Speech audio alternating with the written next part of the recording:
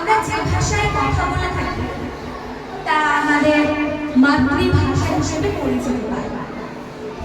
বাংলা আমাদের মাতৃভাষা, তাই আমরা সগর্বে বলতে পারি, মোদের গর্ব মোদের আশা, আমরি বাংলা ভাষা।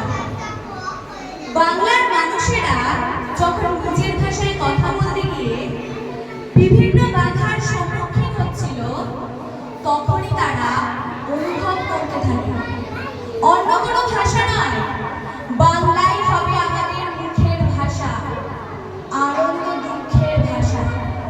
বাংলাই আমার গান, বাংলাই আমার প্রাণ।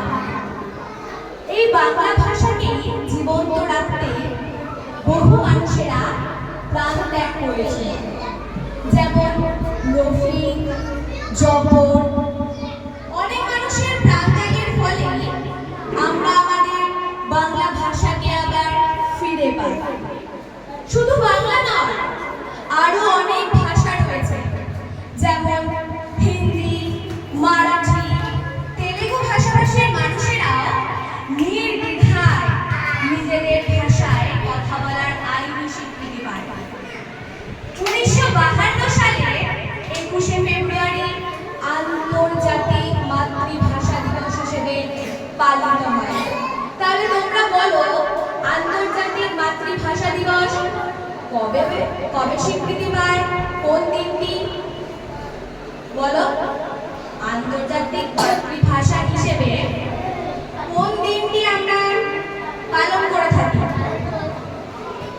1952 সালে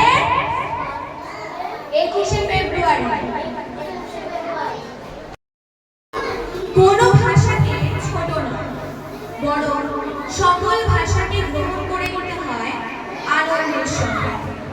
এই প্রসঙ্গে যে গানটির কথা না বলে অসমাপ্ত করা যায় না, সেটি হলো আমার ভাইয়ের রক্তে রাঙানো 21শে ফেব্রুয়ারি। আমি কি ভুলতে পারি?